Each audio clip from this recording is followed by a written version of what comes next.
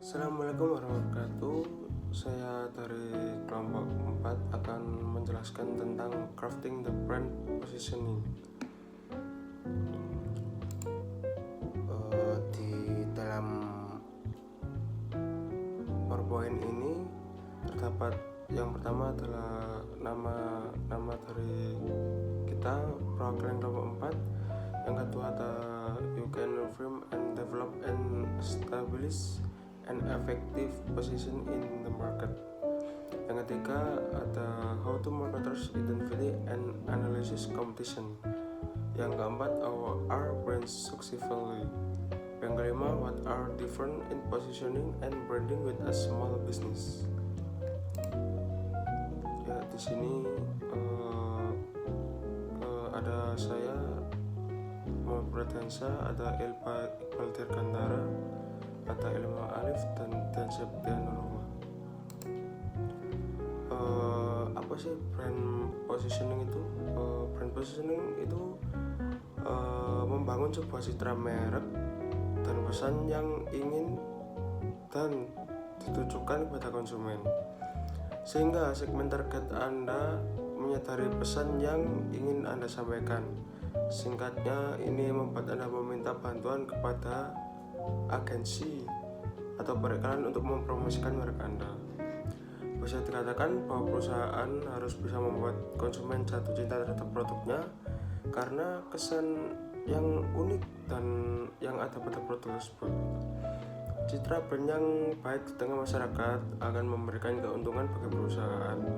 Selain dapat meningkatkan keuntungan hingga 30%, strategi pemasaran ini mampu meningkatkan keunggulan produk di dalam jangkauan pasar yang lebih luas jika dibandingkan dengan pesaingnya. Yang selanjutnya ada marketing strategy. Strategi di mana Anda akan mengidentifikasi parameter pasar. Apakah Anda ingin memecah pasar? Apakah Anda ingin menjadi filosofi, dan itu menentukan promosi dari sebuah merek Anda. Di sini marketing strategi mempunyai kelebihan, yaitu mempromosikan bisnis ke target audiens yang tepat, membantu memahami pelanggan dan klien, membantu image dari brand juga. Gimana sih cara ngembanginnya? Yang pertama ada analisis posisi di pasar, yang kedua ada menetapkan tujuan, ketiga merancang taktik, dan yang terakhir adalah menerapkan kontrol. Selanjutnya kita beranjak ke positioning. Positioning itu apa? The act of designing a company's offering an image to occupy and decisive place in the minds of the target market. Intinya adalah tindakan merancang produk dan bauran pemasaran agar dapat tercipta kesan tertentu di ingatan konsumen. Tujuannya agar produk tersebut dapat meraih posisi yang diinginkan pasar. Yang selanjutnya ada value proposition. Itu adalah nilai yang mampu diciptakan dari merek kepada konsumen, yang berarti konsumen percaya ini sepadan harga dan produknya. Jadi produk dan harga itu sepadan, dan value-nya itu dapat banget. Contohnya seperti layanan konsumen berkualitas, jaminan barang asli, pembayaran yang fleksibel, pengiriman tepat waktu, harga murah, dan lain sebagainya. Saya Iqbal akan melanjutkan materi selanjutnya. Brand positioning terdiri dari competitive frame of reference, point of parity of difference, dan brand mantras. Di sini competitive frame of reference ada identifying competitors and analyzing competitors. Point of parity or difference, kita memilih POPs and POPs. POPs itu singkatan dari point of parity, dan POPs itu singkatan dari point of difference. Brand mantras ini kayak slogan dari brand tersebut, seperti Nike yang slogannya itu just do it.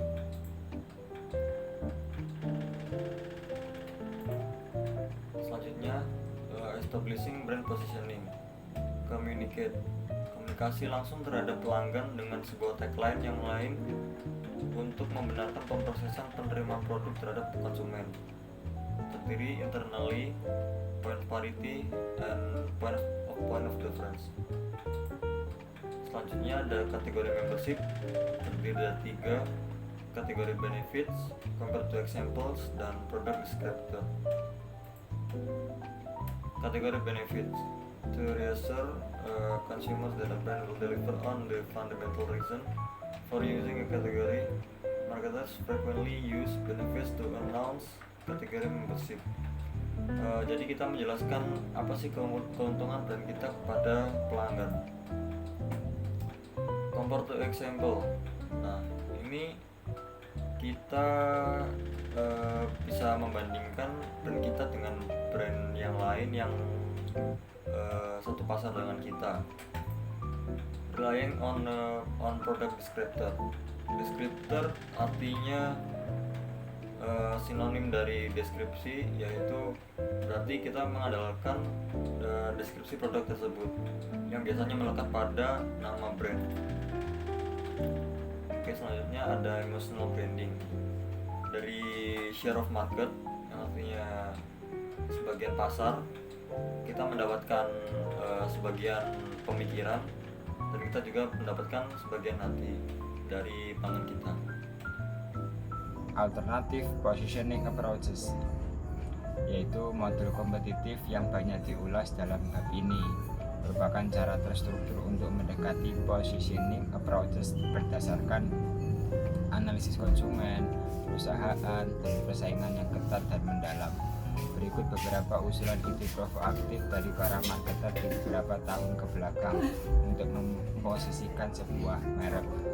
Yang pertama ada storytelling, ada brand journalism, ada cultural branding.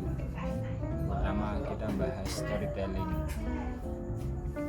Brand naratif dan storytelling menurut beberapa pakar pemasaran adalah sebuah cerita atau narasi cerita. Contohnya dari perusahaan Jim Beam. Perusahaan ini menyukai kebanyakan kekayaan dan imajinasi yang dapat mereka peroleh dari pemikiran tentang behind the scene produk atau sebuah layanan tersebut.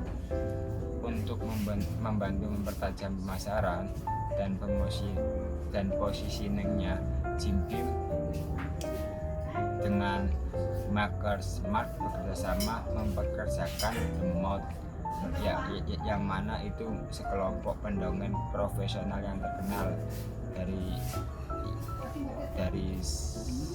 mereka siaran radio setiap minggunya. Dan untuk memulai pertemuan ini dia harus menunggu 2 tahun dan 3 hari untuk memasarkan sebuah produk ini. Selanjutnya ada cultural branding. Cultural branding menurut Douglas Holt dipercaya bahwa bagi perusahaan untuk membangun merek kepemimpinan yang ikonik, mereka harus mengumpulkan pengetahuan budaya, menyusun strategi sesuai dengan prinsip cultural branding tersebut, dan mempekerjakan para pakar budaya serta melatihnya. Yang mana berarti ini kita akan menyesuaikan prinsip cultural branding dengan budaya yang ada di masyarakat sekitarnya. Oke, selanjutnya. Berikut adalah pedoman khusus untuk usaha kecil dalam melakukan branding. Yang pertama adalah temukan keunggulan kinerja produk atau layanan yang menarik. Jadi setiap produk memiliki keunggulan tersendiri. Nah, keunggulan tersebut adalah kunci kesuksesan usaha kecil tersebut. Lalu ada menganjurkan uji coba produk atau layanan dengan cara apapun yang memungkinkan. Nah, cara ini bisa dilakukan melalui pengambilan sampel, demonstrasi, atau cara apapun yang melibatkan konsumen dengan merek tersebut. Lalu yang ketiga ada gunakan seperangkat elemen merek yang terintegrasi dengan baik. Secara taktik, bagi usaha kecil, sangat penting untuk memaksimalkan kontribusi dari semua jenis penggerak ekuitas merek. Secara khusus, merek harus mengembangkan serangkaian elemen merek yang khas dan terintegrasi dengan baik, seperti nama merek, logo, kemasan, yang meningkatkan kesadaran merek dan citra merek. Elemen merek harus mudah diingat dan bermakna, dengan potensi kreatif sebanyak mungkin. Kemasan yang inovatif dapat menggantikan kampanye iklan dengan menarik perhatian pada titik pembelian. Lalu yang keempat adalah ciptakan seseorang yang dapat memiliki pengaruh dan membangun komunitas merek yang loyal. Nah, usaha kecil seringkali harus mengandalkan dari mulut ke mulut untuk menetapkan posisi mereka. Tetapi mereka dapat menemukan hubungan masyarakat, jejaring sosial, dan promosi, juga sponsor berbiaya rendah sebagai alternatif yang murah. Terima kasih.